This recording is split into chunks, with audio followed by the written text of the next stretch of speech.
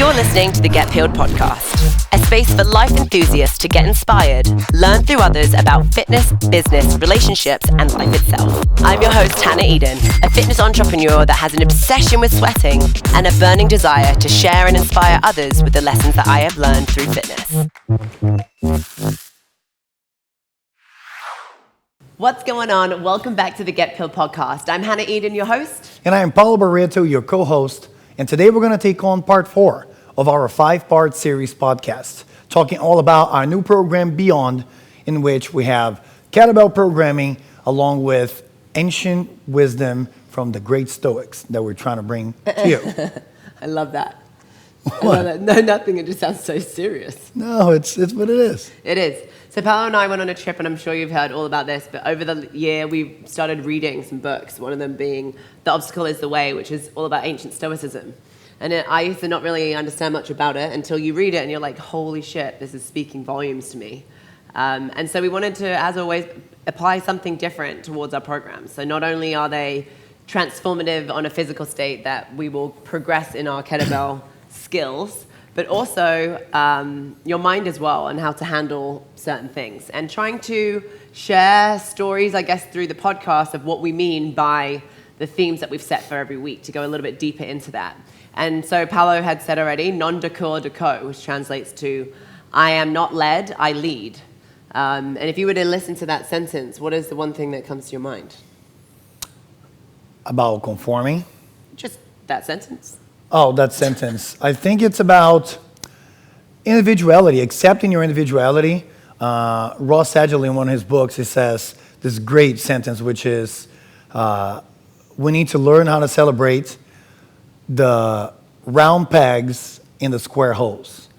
Meaning, we're all different, and we have to accept that we're different and trying to live life to what's put in front of us, to what all the people around us is actually doing, is not serving us, you know? Yeah, and I think if we zoom out, right, and look at a lifespan, especially where we are right now in time, but also what happens to us throughout our own lives. As children, we follow because we are looking for someone that knows more than us, because we're looking for adults and we're looking for direction in life, right? And that's pretty typical, pretty normal. But then you grow older, and when you're in these transformative years of being, especially from a girl's point of view, like being a young teenage girl, trying to understand who the fuck you are, where you're going, what life is all about, all these scary things, like it's very easy to be influenced by the rest of the world. And that's just within life. Now add on the time that we're in, the era that we're standing in right now, this digital age and this whole world of social media and the pressure of what goes on. Like, I've said it before, but I don't know if I would have survived high school. There is just so many things coming at you, telling you what you should be like, how you should be like, what you should look like, what you should stay, what color your hair should be. It's like there's extremes of this, and it's just getting more and more and more over the years, since everything is just so instant on our phones.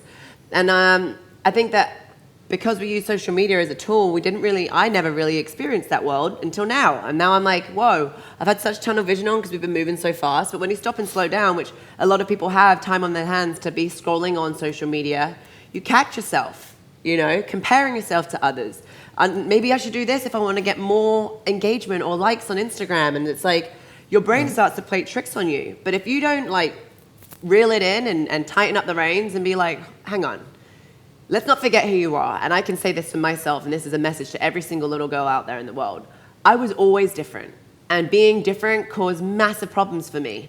But because I used to resist it, and I used to try and defend it and be so fucking hated the fact that I was different that it caused a bad light on the way that I looked at myself and the way that I looked at the rest of the world. If I could take back time, I would tell myself to chill out and to embrace all your differences. And my mom, thank God, raised me to be that girl that it is different. My mum was always the weird parent that had weird colored hair, and she stood out. She wore weird clothes, which now I look at, I'm like, she's a fucking G. She looks so cool. True. But at the time, people judged that because it was different. And now it's like, man, embrace all those things, because I think it's the differences that make you stand out. And why would you want to be the same? And I just remember feeling like, I wish I had this. I wish I had that. I wish I looked like this, or I wish that my body was like this or like that. And it's such a battle, and it never stops until you realize, No one is going to be you, and that's the most unique thing there is. So embrace all your flaws and all your imperfections, because the people that look so perfectly good to you, how they feel about themselves is probably similar to how you feel about yourself. Oh, you know? absolutely. So it doesn't change. So what needs to change is this, and how you look at yourself, not really how you think that the world is looking at you. Whoa, yeah. There is a saying of Jay Shetty. What does he say? Oh, wow. It's from the book Jay Shetty, but I actually forgot the author. I feel horrible, but it says that I hope I don't fuck this up, but we are constantly striving to be the person who we think the world thinks we should be. Whoa. Yeah. So it's like, people probably think that I'm going to use my own insecurities. Ready? Whoa, vulnerability alert. So, man. You are weird, baby. I know. Vulnerability alert. You are weird. It's okay to be weird. That's why I love you. That was actually in your vows.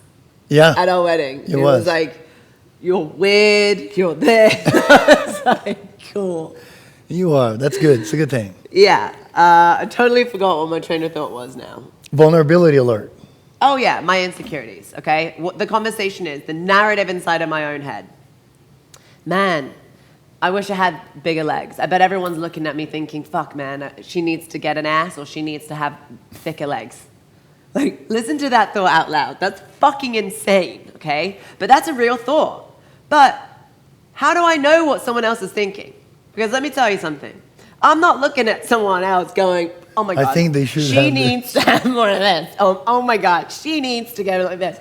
First of all, I'm not 12 anymore, right? We do it to ourselves, but we stop doing it to others. So stop doing it to yourself. And I'm talking to myself here as I say this, but this is so true. And if you're surrounded by people or you feel like you're that person at the moment, here's what I've learned over the years.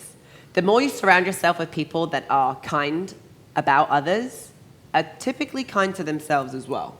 The more you surround yourself with people that are really mean about others, usually they're battling something inside of their brain about how they talk to themselves. Even though they might hide it. Even though they might hide it. Yeah, you may never hear it, but that's usually what happens. So surround yourself with people that are nice about themselves and also nice about others, because it rubs off on you and you'll start to hear things that maybe you hadn't heard before when you say them yourself.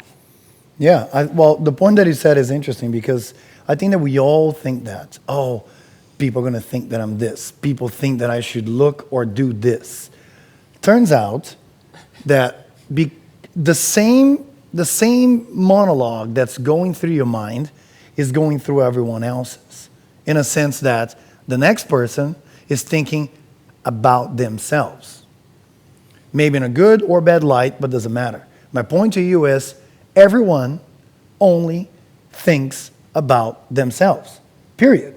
A better way of saying that is, no one gives a shit about you, in a sense that no one cares how you look or what you dress or what you eat or what you drive. We care about that. We care about what we think others think of us. Exactly. That's such a loaded sentence. Isn't it fucked? But guess what? That's true. It's like, get off your high horse. They're not even thinking about No it, one sweetheart. cares. No one gives a damn. Yeah. Like, should I post this? But what if I post? Guess what? Someone's going to scroll. They're going to see the picture, because it's what they do on Instagram. Or I scroll, I see the picture, I start reading the caption, I'm like, nah. And you keep going. It's gone. It's gone. Trust me, it's gone. So don't occupy your mind so much about what people think of you. Instead... No, of what you think people think of you. Correct. Because they don't. Correct. Instead, occupy your mind with the thoughts that are coming to you about yourself and what you can do to change that. And one of the things that we can do to change that is, like Hannah said, is to be a little kinder to ourselves. Yeah. How? Well, understanding a couple of things about us, that first of all, we're human. Second of all, we're meant to mess up and fuck up. So if you make plans and you don't follow through, if you hurt someone, if you don't perform to the standard that you put up to yourself, that's okay. I'm not saying confuse complacency with acceptance, two different things, but accept that we're gonna fuck up. And all that really matters is what do you do next, right? Yeah, and I think if you relate it again, if you can't do it for yourself, relate it to something else. Like, look at a child. If you continuously try and punish them, do you think that they're gonna perform better? No. And it's the same thing for yourself. So the way that you talk to yourself and the way that you treat yourself inside of your mind, whether or not you say it out loud, or if you do, even worse, just understand how are you going to start changing to be better if you're constantly punishing yourself and telling yourself how much you're failing? Like, accept that you failed. Don't look at it like a bad thing because you're trying, and move on and try again. But if you're so hung up on the shit that you didn't do versus focusing on what you could do, then you're never going to get there. So I think that's pretty much the sum of that, right? Yeah, well, I heard this morning a really good saying. Someone said that, I don't know who, but you probably heard it before. It's about not quitting, right? Like Ken was saying, you do it, then you fail. And then you do it again, and then you fail again. And then you do it one more time, and every single time, just tell yourself that you're going to fail a little better. You're going to fail with a little more grace. You're going to fail with a little more style. Because every single time that we fail, we get better, we learn, and we're prepared for what comes next. So I think that this is one piece of the non-Ducor, Duco. Another piece is the ability to take charge, right? The ability to take charge in the sense of, well, you have to be held accountable for yourself and by yourself. And one of the notes that I put for me to kind of bring up into this conversation is the idea from your day. Sometimes we go and we just go with the flow, right? We wake up, you do whatever it is, your day ends, and you look back, and you cannot pinpoint one or two things that you told yourself that you're going to do. If it's at work, if it's with your wife, with your kids, that you say, dude, I told myself that I was going to do it, and I did it. Because sometimes we just wake up and go with the flow. So how can we take charge of the day and not let the day simply go by us and the day take charge of us? What do you do in these situations? Like, what do I do? I have a list. I You have do? a planner. Yeah. I'm a psycho. I have a calendar that I put things onto my calendar, but I've talked about this before, and like I said, we can do a whole podcast on this, but I try not to put on my day more than what I know I can attain, because if you start to overwhelm the day, which I also do this, I go through phases, then you feel like you're failing every day and you're drowning, when really you're not. You've accomplished a lot, but you're not going to wake up and accomplish everything in one day. So I have this planner and daily containers throughout that planner for hours, and try and keep myself in these little bubbles.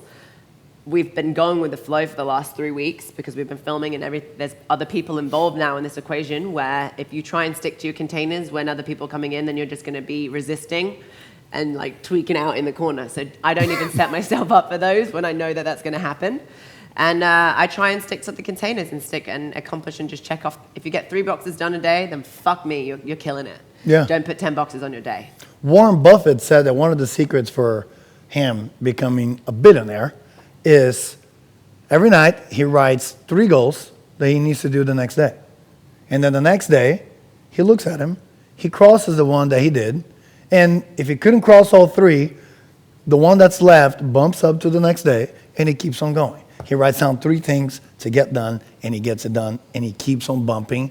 I'm not saying keep bumping it. No, you got to cross him, and whatever's left, bump to the next day. And if you have a day that you're like, I am going to hate everything today and I'm not going to do it, then don't do it.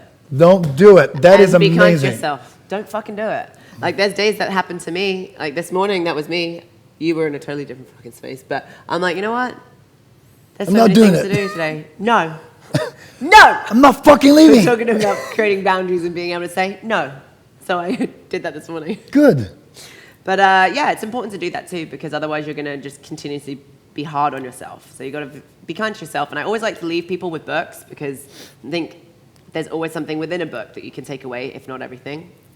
It's a book called Self-Compassion by Kristen Neff, and it was actually recommended to me by my therapist, and it's all about being kind to yourself and forgiving yourself. And if you can't do that naturally, there's a bunch of tips and techniques in there on how to do it. I also want to finish with this, which is lead, do not be led. Right? And it's so open, actually. This is open to so many interpretations, right? Yeah. Yeah. I want you to be able to look at yourself from a different point of view. If you don't think that you can do it yourself, then remove yourself and look at yourself from a movie, from the outside in, and ask yourself to take some time, like, what would you do in this moment if you had the moment to write the script to a movie, and then try and execute. I like that. I like that. Actually, I read something that was super interesting. it's what happens in between. No, I'm not gonna drop this one here. We're gonna wait for the next podcast because the next one we're gonna be talking about memento mori.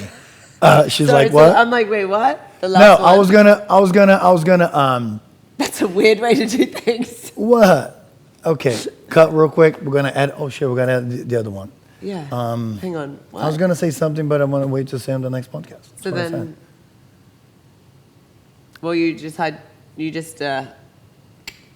well, that was me trying to wrap it up. So I know. Yeah. I don't know how you want to do that then. What was the piece that you said last? Man. Well, let's just look at each other and then. I said, think about how you want to write the script and then execute. Can you say it again? I don't remember exactly what I said. That's okay. So you said, think about how you want to create and execute. And then I want to wrap from there. Is that okay? Yep. So think about how you would write the script and then execute. That's it. So, baby, you want any closing thoughts? No, not at all. Stick around. Don't forget we've got one more to go. And it sounds morbid, but it's not. Perspective is everything. In the next chapter, we're going to be talking about memento mori, which means... We all must die, and we have to know and keep that in mind. That's right. But it's okay. Every day is a gift. We'll see you over there and explain all the reasons why. Thanks for listening.